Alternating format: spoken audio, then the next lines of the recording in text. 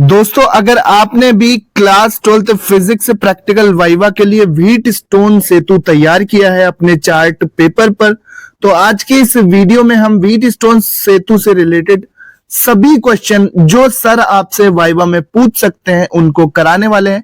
इसलिए वीडियो को एंड तक जरूर देखना। आप ये वीडियो कौन से शहर कौन से गांव से देख रहे हो, अपने शहर या गांव का नाम कमेंट में जरूर लिखना। तो चलो चलते हैं और देखते हैं कि 12th फिजिक्स वाइवा में अगर आप व्हीट स्टोन सेतु पर अपना वाइवा तैयार करते हो तो सर कौन से क्वेश्चंस आपसे पूछ सकते हैं। तो चलो शुरू करते हैं। तो आप यहां पर देख सकते हैं 12th फिजिक्स प्रैक्टिकल वाइवा मौखिकी, ठीक है। सर आते हैं आपके एक्सटर्नल एग्जामिनेशन, चाहे आप एमपी बोर्ड में हो, यूपी बोर्ड में हो, बिहार बोर्ड में हो, झारखंड, उत्तराखंड, राजस्थान, हरियाणा, छत्तीसगढ़, कोई सा भी बोर्ड हो आपका, आपके सर एग्जामिनेशन लेने आते हैं, प्रैक्टिकल एग्जाम लेने आते हैं और वो आपसे वाइवा पूछते हैं। जैसे यूपी बोर्ड में 30 नंबर का प्रैक्टिकल होता है क्लास 12th में, हर एक सब्जेक्ट का, फिजिक्स, केमिस्ट्री और बायो का।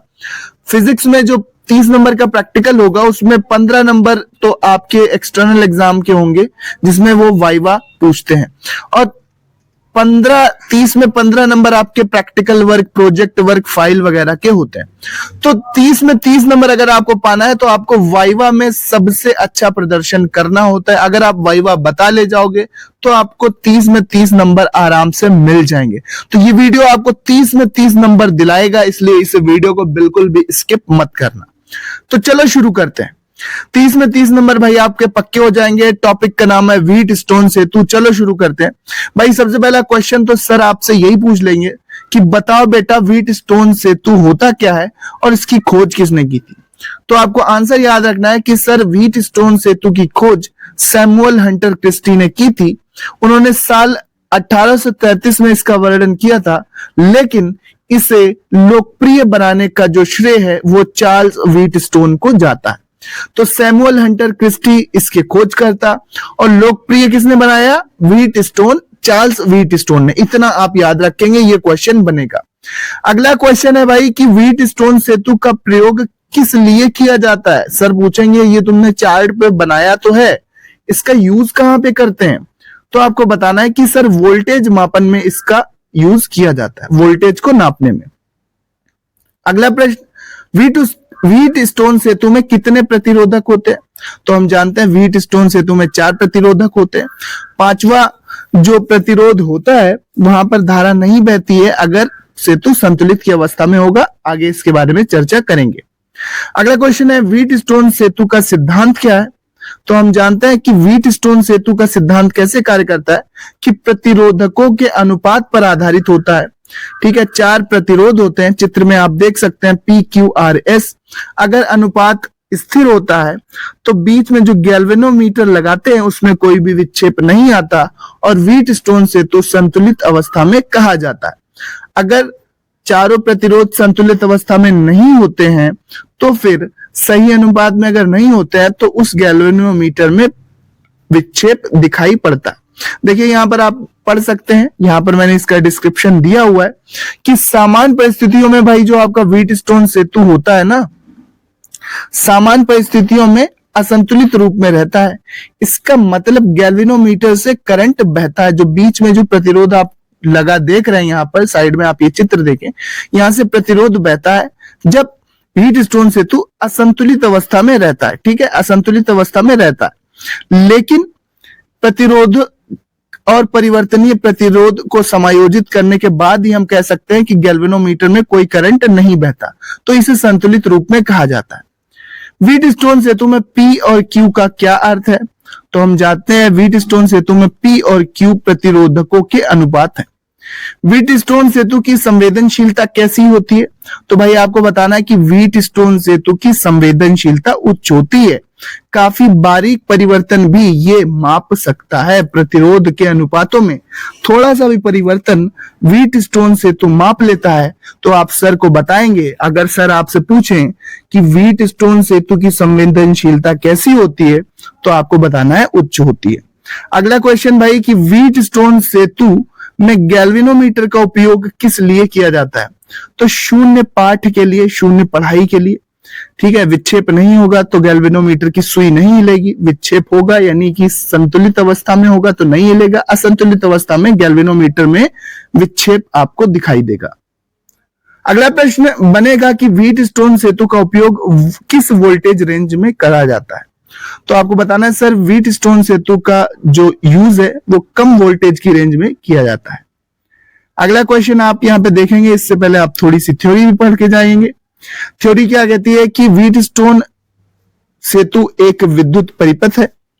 इसका उपयोग ब्रिज सर्किट के दो पैरों को संतुलित करने, अज्ञात विद्युत प्रतिरोध का पता लगाने के लिए किया जाता है। सर आपसे पूछे कि भाई व्हीट स्टोन सेतु का क्या कार्य है, तो आपको सिंपल एक लाइन बतानी है कि अज्ञात प्रतिरोध को ज्ञात करने के लिए व्हीट स्टोन सेतु का यूज करते हैं। दो पैरों में से एक अज्ञात प्रतिरोध होता है। सर्किट का मुख्य लाभ यह है कि यह बहुत सटीक माप प्रदान करने की क्षमता रखता है। काफी ज्यादा संवेदनशील वैद्युत परिपथ होता है जिसका उपयोग अज्ञात प्रतिरोध को ज्ञात करने के लिए किया जाता है, और ये बहुत सटीक माप, बिल्कुल एग्जैक्ट वैल्यू आपको देता है, एग्जैक्ट रीडिंग देता है। अगला प्रश्न, व्हीट स्टोन सेतु में प्रतिरोधकों का मान कैसे चुना जाता है। व्हीट स्टोन सेतु में प्रतिरोधकों का मान कैसे चुना जाता है, तो वोल्टेज के अनुसार चुना जाता है। अगला क्वेश्चन है, व्हीट स्टोन सेतु की विशेषता क्या है, तो उच्च संवेदनशीलता और सटीकता ही इसकी विशेषता है। कि भाई जो व्हीट स्टोन सेतु होता है ये बहुत ही संवेदनशील भी है और बहुत ही सटीक मापन भी करता है।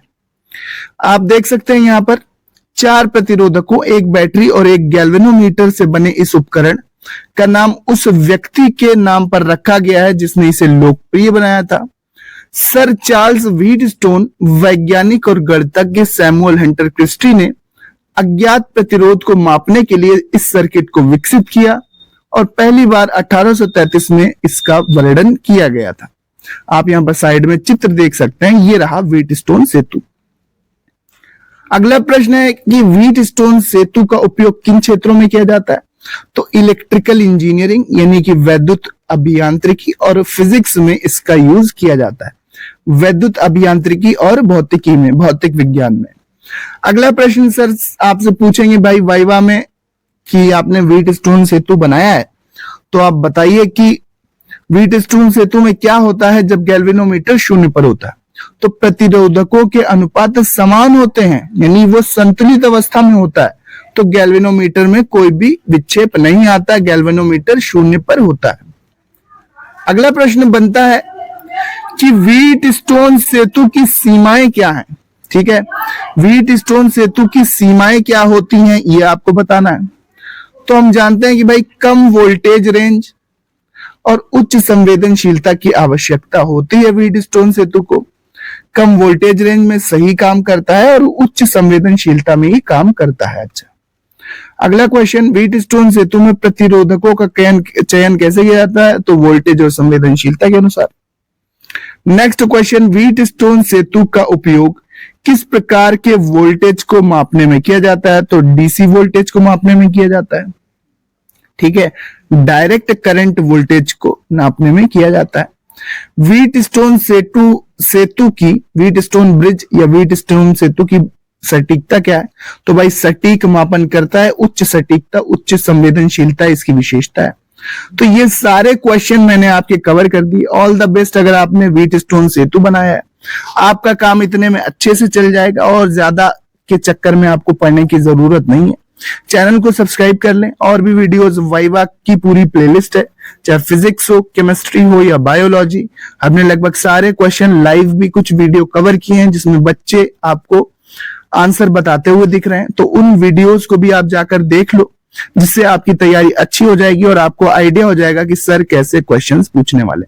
सो मिलते हैं नेक्स्ट वीडियो में। पढ़ते रहिए, आगे बढ़ते रहिए। इसी प्रकार के इंपॉर्टेंट वीडियोस के लिए चैनल को सब्सक्राइब जरूर करना। आवाज थोड़ी बैठी हुई है इसलिए इसको भी आप इग्नोर करेंगे। मिलते हैं नेक्स्ट वीडियो में। इसका पीडीएफ हम आपको टेलीग्राम चैनल पर दे देंगे। टेलीग्राम चैनल को ज्वाइन करने के लिए डिस्क्रिप्शन देख लो, वहां पर लिंक दिया है। मिलते हैं अपने नेक्स्ट वीडियो में। वीडियो देखने के लिए धन्यवाद। All the best for your practical exam.